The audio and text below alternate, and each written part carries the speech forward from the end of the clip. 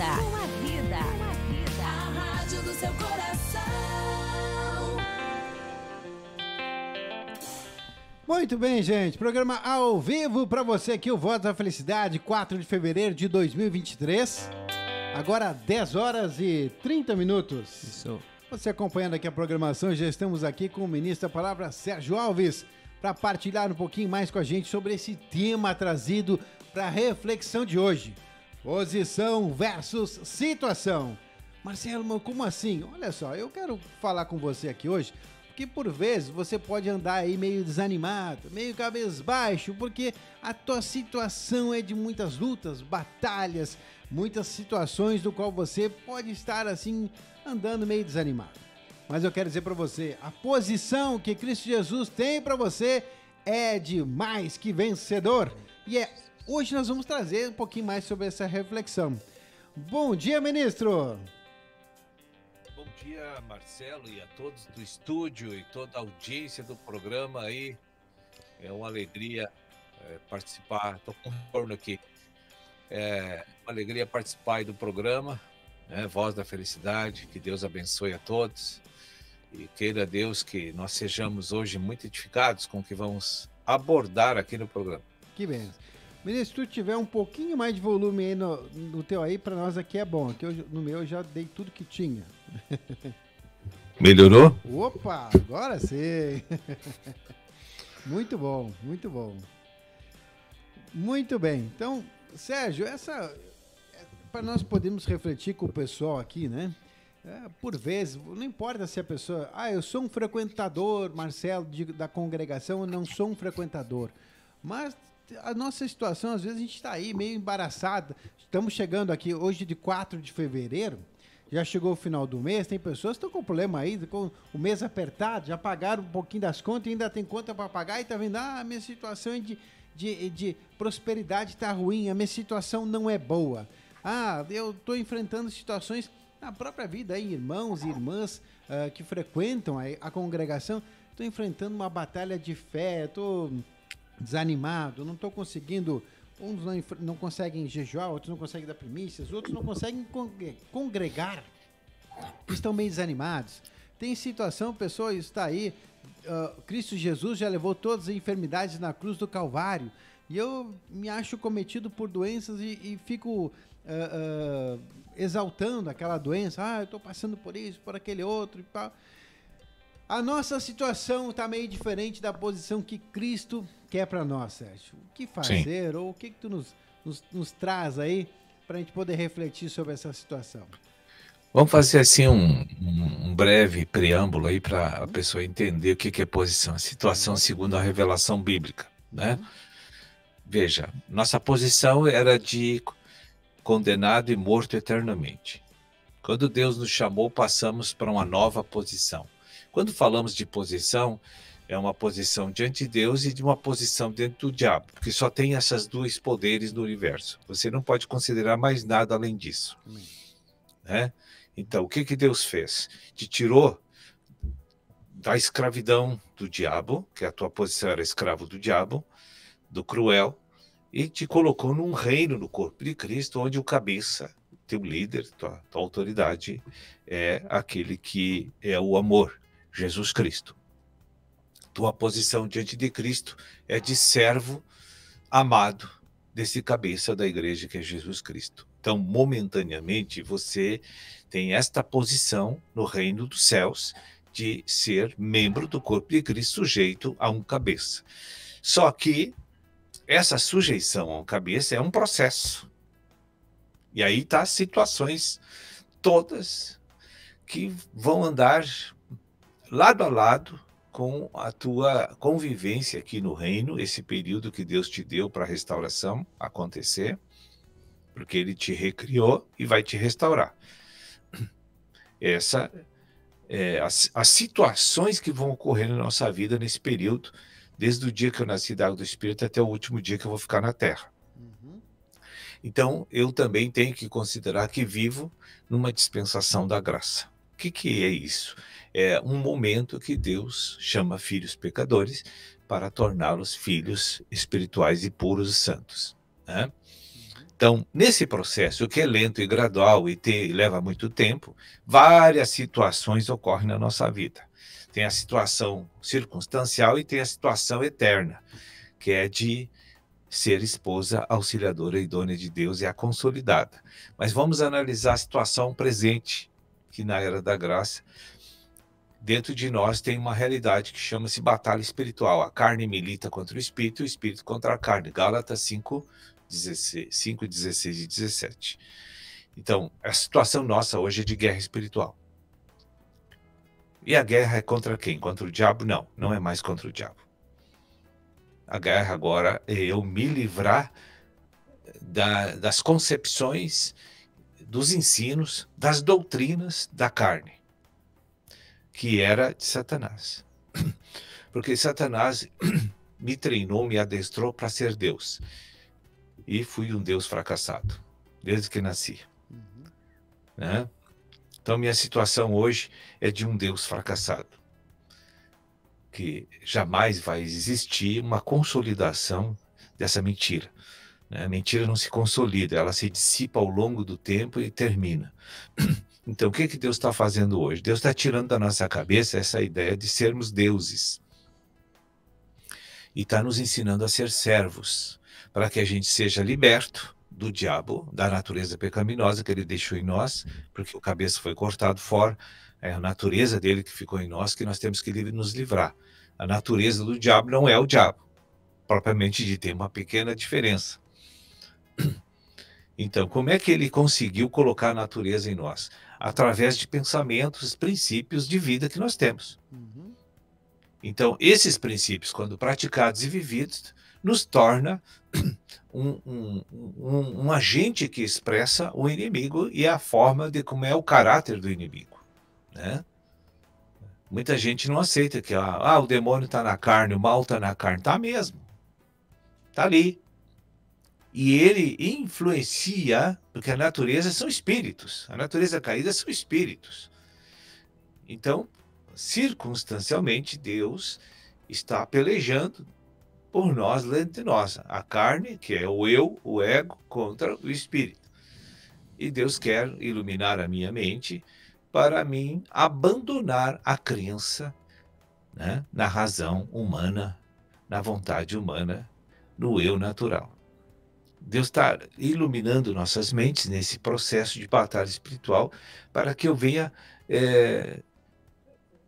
desprezar completamente os ensinamentos e doutrinas que eu ganhei já no ventre materno pela natureza e que desenvolvi aqui na vida através da mídia, da educação familiar, da educação social, da convivência social, todas as coisas que colaboraram no processo de desenvolver a razão e a ciência humana através da minha vida.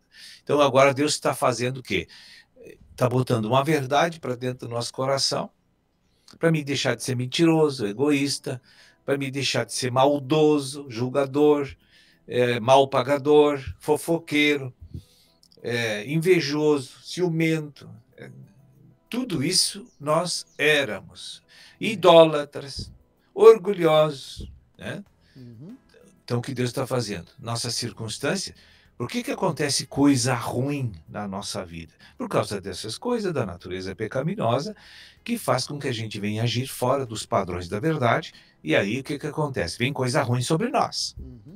A gente não consegue pagar as contas, não consegue se dar bem com os irmãos, com os familiares, temos briga aqui, contenda ali, discussão aqui, né? Por quê? Porque nós temos uma natureza pecaminosa que a gente não cola um no outro, jamais, não tem unidade. A nossa unidade depende de uma supremacia do Espírito Santo na nossa alma. O dia que isso acontecer na nossa mente, vontade e emoções, esse governo teocrático do Espírito dentro de nós, então todos nós teremos o mesmo pensamento, o mesmo sentimento e a mesma vontade. Então, da onde teremos motivo para contender, ser amaldiçoados, maldito? Não tem mais razões para isso. Né? As oscilações que ocorrem hoje, que você falou muito bem, Enê, na entrada do programa, situações mudam de uma hora para outra, a pessoa está, aparentemente, ela acha que está bem, porque ela tem dinheiro, Tem casa, tem carro, tem comida, tá a família unida ali, mal ou bem, mas está unida, está de pé, unida só na questão da aparência visual e na formal. Não, porque moram na mesma casa, né? Mas aí tu vai olhar a família como vive, não tem, os cônjuges estão sempre em contendas, em divergências, em divisão, né? Você já ouviu uma frase que diz assim: família unida é uma bênção, mas família reunida é um problema. Verdade. É uma adagem popular, mas é verdade, né? Então, assim, as situações são as mais variadas, porque ela pode, as situações oscilantes, para ruim, para bom, segundo o nosso parecer, vão ocorrer, é impossível não ter um período aqui na igreja. Mas o desvanecimento das coisas ruins e a extinção dessas coisas ruins está atrelada à obediência à verdade que tu está conhecendo. Para que o Espírito venha encher tua alma, que são as faculdades do Espírito, da alma, e aí então passe a instruir você como viver os teus dias. Então, problemas vai ter, porque tem circunstâncias externas que vão se opor sempre a você. Mas os impactos derrotantes não terão mais efeitos, né? Você não será mais derrotado por causa dos ataques externos, porque Jesus morreu e ressuscitou. Nós também, quando a alma morrer, vamos entrar em glorificação, né? Então, aí, um governo do Espírito em nossa alma, nossa expressão será o Espírito de Deus, que é só amor. É a ação dentro da verdade que gera bem-estar, paz, prosperidade para todos nós. Então, circunstancialmente, nós estamos vivendo momentos difíceis, porque estamos endurecidos para, primeiro, buscar a palavra. Segundo, buscar a palavra mais é preguiça. Segundo, obedecer a palavra é mais resistência a Deus, porque achamos que o nosso parâmetro, nossa posição mental é melhor do que a proposta de Deus para viver os dias nossos aqui. Nós gostamos muito da razão, porque ela nos dá uma sensação de que estamos no controle da nossa vida. Mas é só uma sensação enganosa. Trazendo aqui alguns exemplos, Sérgio, que a gente já compartilhou hoje aqui. O rei Saul, né? O rei Saul tinha uma posição de rei.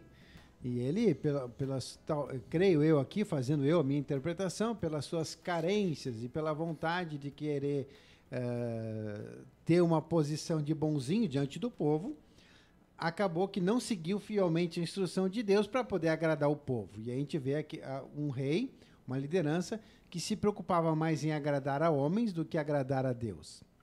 A gente olha Josué. Josué, para mim, é um exemplo contrário ao de Saul.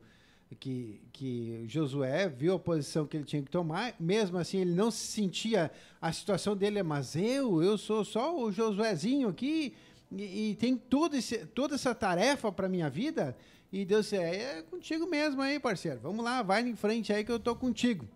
E aí ele creu e então eu tenho fé no que Deus está me dizendo e vamos lá. E aí ele quis agradar a Deus, mesmo desagradando algumas lideranças que estavam junto a ele, dizendo, não podemos fazer isso. E José, não, é isso aqui, Deus mostrou isso aqui, vamos fazer isso aqui. Então a gente vê assim, né, como é interessante. E mostrando assim, justamente aquilo que nós dissemos no início, tem muitas pessoas hoje aqui que estão atravessando por problemas, a situação deles não é boa e não é uma situação que eles gostariam de estar. Mas aí, Sérgio, o que nós podemos compartilhar com eles? Eu vi que tu me falou que tem um processo da situação que nós estamos hoje para a posição que Deus nos deu de mais que vencedores, que eu acredito que todo mundo quer essa posição, né? Eu quero vencer realmente aí. Como é que eu faço? Tem esse processo. Como é que a gente pode elucidar para dar o caminho das pedras para o povo que está aí nos assistindo, Sérgio? É simples, veja bem, porque não adianta nós falar das consequências e não olhar a raiz do problema, né? Então, aqui nesse preâmbulo, a gente tratou aqui da raiz. Agora, vamos ver o dia a dia nosso. Hoje estamos com muitos irmãos passando tribulações. Por quê? Porque Deus quer edificá-los para se livrar do governo da carne. É por isso. Então, já que eles olharam para os princípios, entenderam e não praticaram, o que Deus pensa? Ah, já que tu conheceu, não gostou, não viveu, eu vou deixar você tomar suas decisões na vida. Aí, o resultado, o produto dessas decisões, que é a nossa posição, né, diante de Deus e do diabo, Deus deixa você seguir o curso que você quer. Só que cada vez que tu age fora dos padrões de Deus, acarreta um retorno de problema para você. Porque Deus vai tirar a mão protetiva de ti. Porque tu decidiu se posicionar para o diabo, Deus vai respeitar. Ele vai deixar o efeito bumerangue das coisas negativas voltado sobre a tua vida. Né? Porque o diabo trabalha por meio da legalidade da verdade. Então, se você desobedece, ele diz assim, vem que eu quero que você dirija a minha vida. Se você diz, não, obedeço a Deus e acabou, vou sofrer, vou perder, mas vou seguir o padrão de Deus. Deus te dá a vitória e a paz e a prosperidade. Mas cedo ou mais tarde, tu tomou uma posição. Então, nós temos que nos posicionar na maneira de quais os princípios que eu devo seguir diante de qualquer situação na vida. Né? Por exemplo, assim, tem pessoas que estão lá com problema financeiro e aí Deus sempre orienta na verdade, que ou é amargura ou é falta de compromisso com a tesouraria de Cristo. Né? A pessoa não está ofertando, dizimando, não virou as costas para o investimento do reino de Deus, a manutenção da casa de Deus, né? Trazer todos os dízimos e ofertas, né? Para que haja mantimento na minha casa. Né? Então, como é que uma igreja vai fazer uma expansão da verdade sem dinheiro? Né? Então, Deus já disse isso, que tem que ser assim, uma lei. Então, tem a lei que é o dízimo e tem a oferta que é espontânea de cada um de nós. Né? Então, se eu estou adequado nesse ponto, Deus vai me prosperar. Por que Ele vai me dar coisa ruim? Eu tomei a posição correta. Me inclinei para Deus e acreditei e estou vivendo aqueles padrões. Então, eu teria a prosperidade em todas as áreas e a multiplicação dos recursos. Agora, Deus também vai olhar se eu sei gastar esse dinheiro. Se Ele vê que eu estou sendo fiel, né, com amor, não por comércio, mas por amor, Ele diz assim, pá, mas o meu filho não sabe administrar os recursos ainda. Então, ele não pode exceder e abundar no derramamento da prosperidade, porque você vai se perder de novo. Entendeu? Então, Deus cuida de todos os detalhes da nossa vida. Eu conheço pessoas que têm um dom maravilhoso assim para receber de Deus de prosperidade, mas eles não sabem administrar quando entram em abundância. Eles se perdem, eles desvanecem na fé, eles começam a fazer outras coisas, eles desobedecem a Deus, e já tomam outros caminhos, já começam a aproveitar coisas que não é, e acessar coisas que não é, porque eles param de orar e param de seguir o Senhor.